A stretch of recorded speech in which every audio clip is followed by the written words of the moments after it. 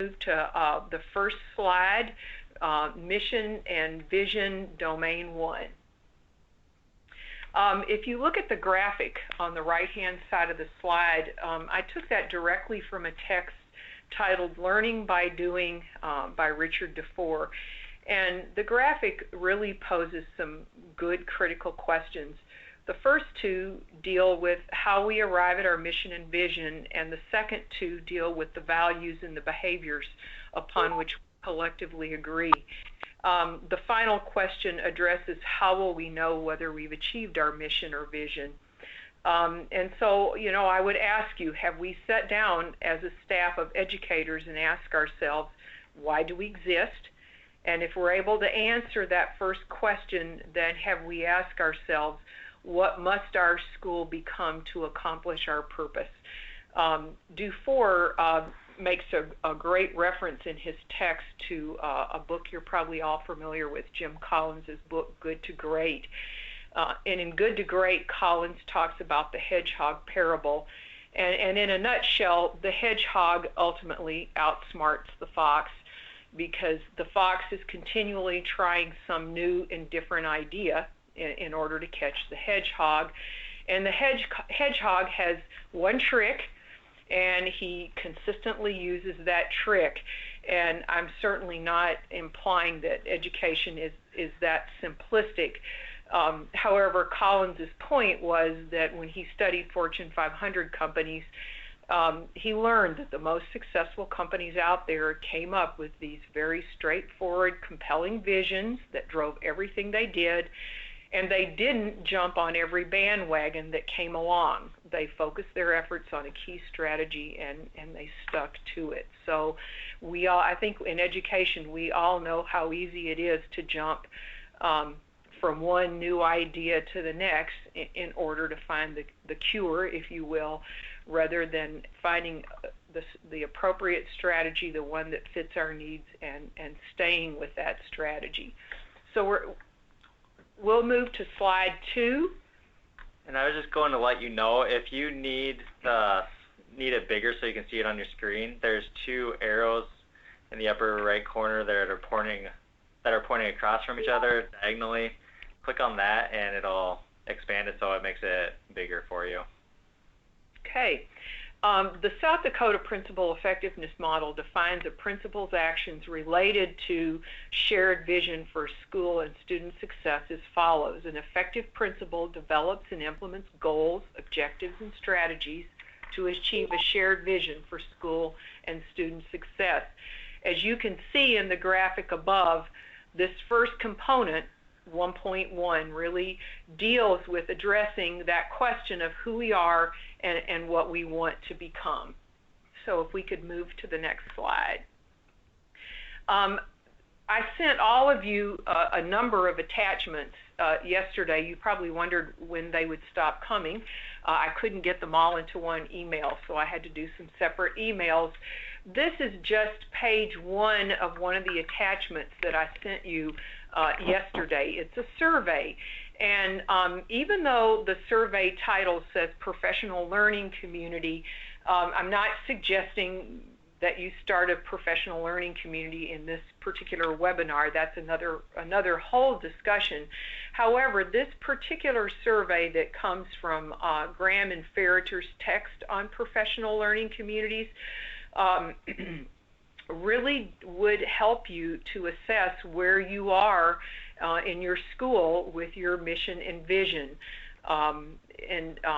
It's actually a 2-page survey. I just took a little snapshot to use in the webinar today, and I've given you a link, a solution tree link at the bottom of the survey.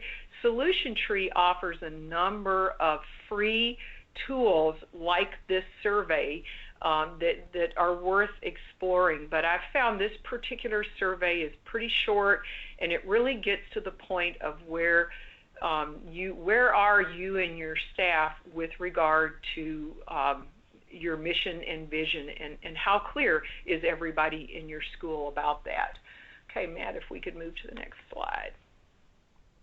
Here are some questions, as always, for consideration, but I want to let you know they they come directly from that survey that I just referenced, the Graham and Ferriter text.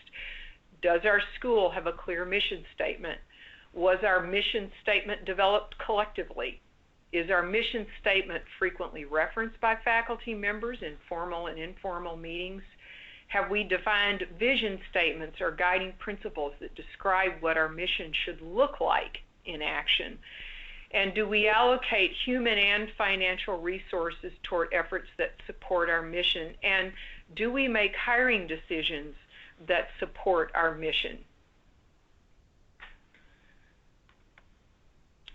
And if you move to the next slide, do our grade level or content level or our learning teams have the flexibility to make decisions when they are aligned with our mission?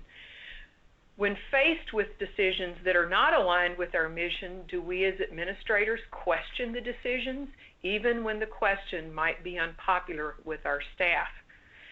And do community partnerships support our mission? And do we regularly review our mission and vision, or do we just have those meetings where we put it all together, put it in a really nice 3-ring binder and put it on the shelf, and we might look at it again in another 4 years? So let's move to that next slide. As I've done with the past webinars, I've tried to put the rubric up for you to see in a different way, a progression, if you will. And I think you can see in this one how a principal's practice at the basic level moves from very basic goal setting to the proficient level, where the principal with the stakeholders aligns all actions and strategies with the mission and the vision. And at the distinguished level, I've underlined 2 of the criteria to look at in particular, because I think these are the 2 criteria that really distinguish this level. You can see at this level that the principal ensures that the strategies, the chosen strategies, are research-based and proven to have an impact on student populations with similar demographics. So that idea of, you don't buy a new reading program or a new math program just because it looks good, it sounds good, or a salesman tells you that they've had this percentage of success. Does the program reflect research, and are the students that this program has been used with, are they in line with the demographics of your school? You also see that distinguished principal developing some guidelines for decision making. We've all been a part of those very frustrating meetings where we really don't accomplish anything because we don't have any kind of structure for our conversation, and we don't have any processes and procedures to help us make decisions, any decision-making protocols. Okay. We'll move to the next slide. Component 1.2 is reviewing and monitoring for school improvement. And again, I went back to Jim Collins, and he has a great quote about vision. He says, "Leadership is about vision, but leadership is equally about creating a climate where the truth is heard and the brutal facts are confronted." And I think his quote really then begs the question, how do we as administrators create a climate of trust and collaboration where the truth can be heard and dealt with? Okay. We'll go to the next slide. So, talking about designing and creating collaborative processes within a climate of trust, and talking about utilizing data to modify organizational practices, again, within a climate of trust, is the first step. But the design and the implementation of those processes and practices is much more complicated, and it's certainly not a topic that we could cover in a 30-minute webinar. So I thought it might be more useful to you if I were to provide you with some resources that give some great processes and procedures, some things for you to look at and consider. So this particular slide, I have a list of resources. They're all worthy of reading because they all provide ideas and examples of processes and procedures for creating a collaborative climate in which educators can use data to inform goal setting and instructional decisions. However, I also know, having been in your shoes, that you don't probably have time to sit down and do this kind of reading. So what I've tried to do on the slide is best I could is put in some page numbers for you so that if you don't have time to look at the whole text, you could at least go to those pages that I've identified, which I think specifically deal with that idea of mission and vision and establishing some protocols and procedures for looking at data and how to use data to drive your mission and your instructional practices. In some cases, it's dealt with throughout the whole book, so I couldn't distinguish particular pages. Any one of these books would be worthy of a book study. You might want to review them all to see which one would best fit the needs in your district. Okay, let's move to the next slide. This set of consideration questions, this time I've divided them up because when we're talking mission and vision, I think you have to take an external look and an internal look. So these first 4 questions deal with that external view of your school related to mission and vision. Are there demanding shared goals which are publicly stated and embraced by all the educators in the building? Can people articulate the changes they're trying to make and gauge where they are in the process? Does the organization gather, process, and act on information in order to continuously strive to meet its goals? And does the organization regularly share information with relevant external sources such as other schools, community groups, and parent organizations? And if we could move to the next slide. These questions deal more with that internal view, looking inward. Does the organization collect and chart data related to student achievement? Does the organization analyze the data and prioritize needs based upon the data? Several of those texts that I referenced in 2 slides ago do a very nice job of answering the how do you do that? How do you analyze data and then prioritize your needs based upon the data? Several of those texts provide some very specific processes that you could follow. Does the organization set, review, and revise incremental SMART goals? And when I think of SMART goals, I think of those, I think more of those might be those SLO goals, those goals, the more short-term and longer-term goals that teachers set in their classrooms based on the bigger goals that you establish as a district. Does the leadership team or the data team or the grade level team select common instructional strategies to be used to address the learning challenges after an analysis of the data? And do the various internal teams determine results indicators? In other words, once you've implemented the strategy, how are you going to know if the strategy worked? What is it that we're going to look at that tells us whether this strategy that we've implemented semester 1 or all year or through all of our reading classes or our math classes is actually working?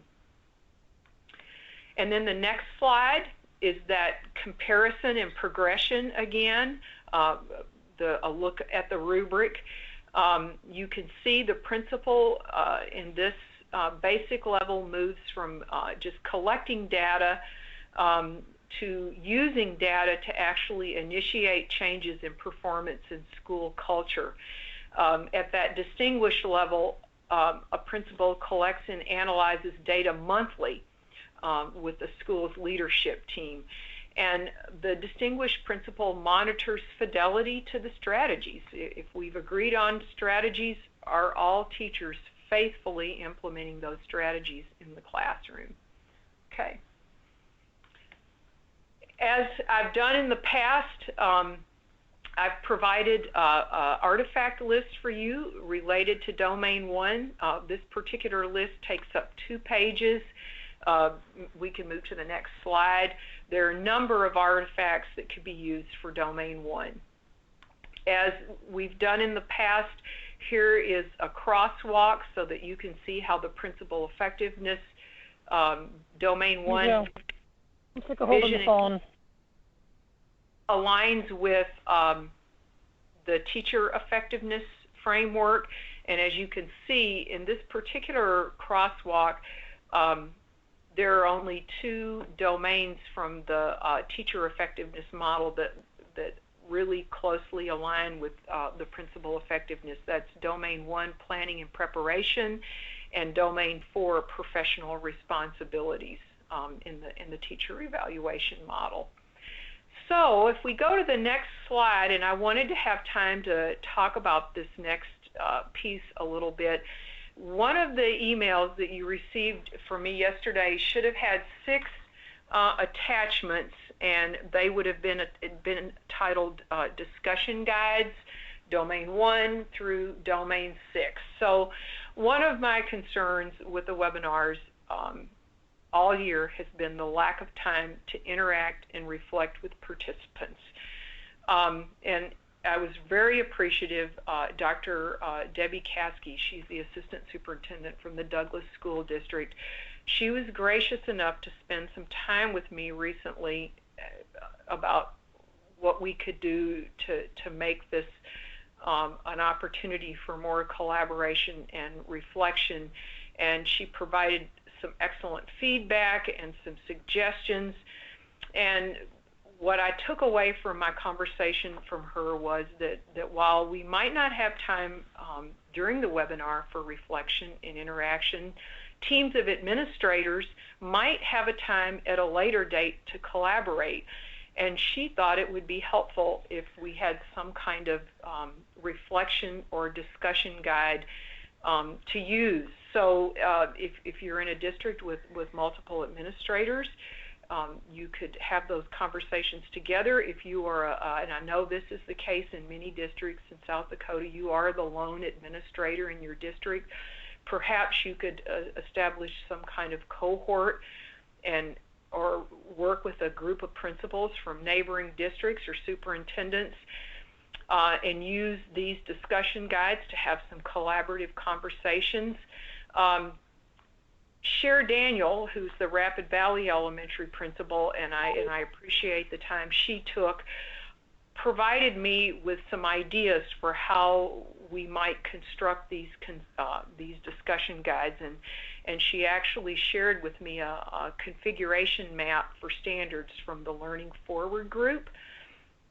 So what I did is I took the model from the Learning Forward group, some of their configuration maps, and for each of the domains, I've developed a set of questions. Excuse me. And then if you look to the right, in one column, I'm doing a webinar, but my headset doesn't work.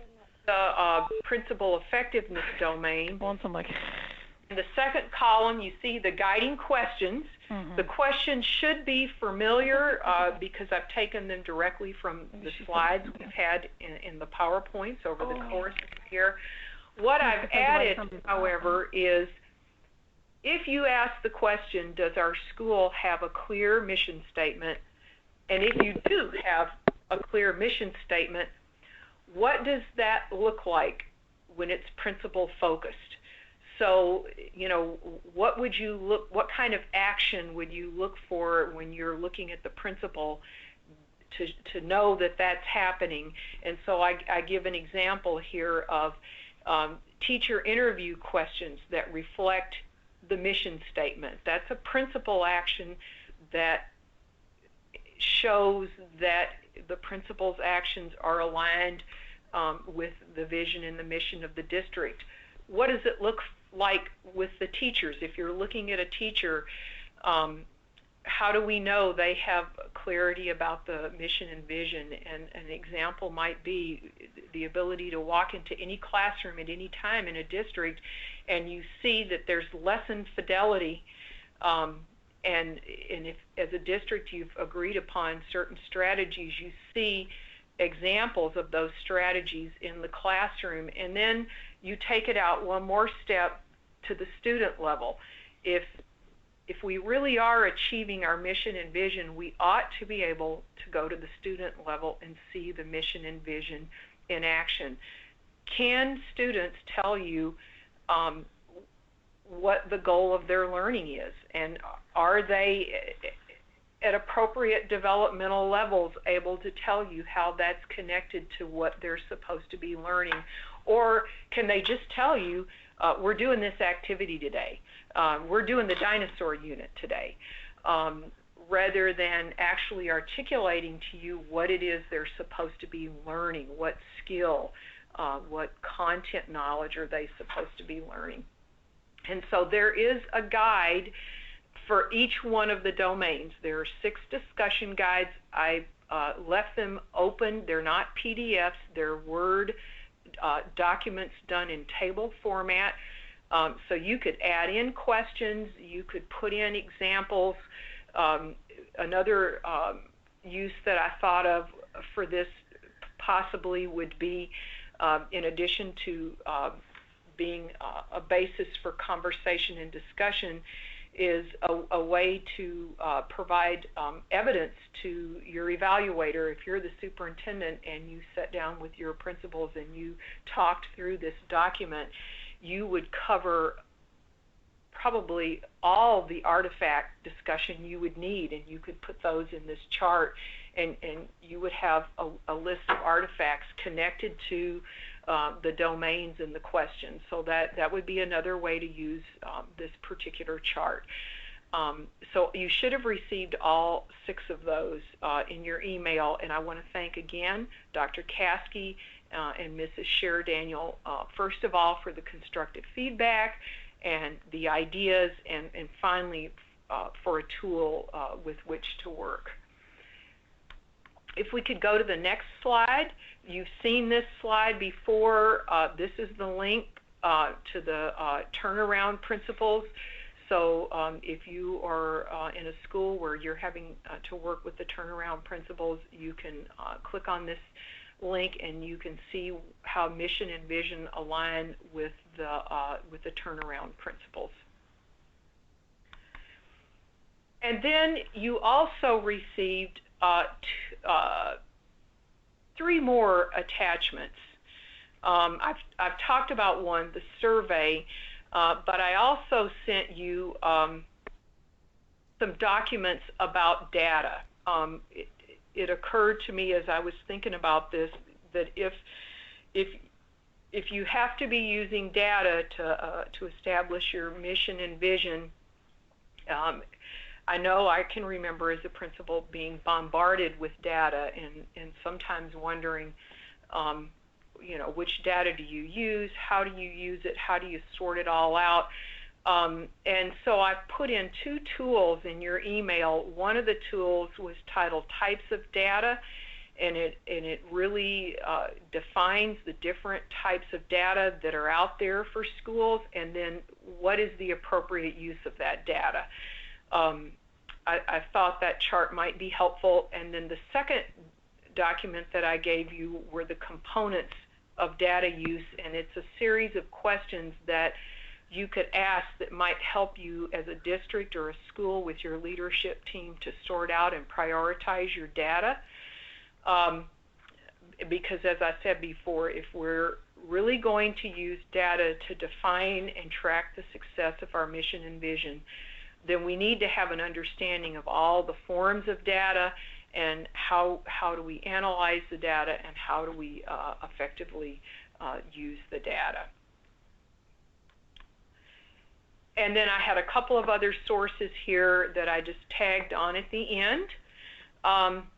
We are at 3:26, and that brings us to the conclusion of the webinar. We have about 4 minutes, and as always, we'll open up for questions if there are any. So we'll unmute so that if you have questions.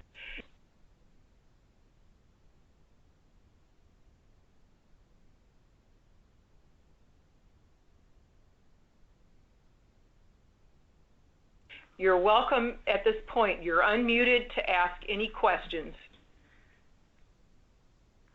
And if you need any of the handouts, if you didn't get them, the website that's on there right now, that doe.sc.gov/secretary/PE, at the bottom is my email address. You can just send me a quick email and I can send those to you.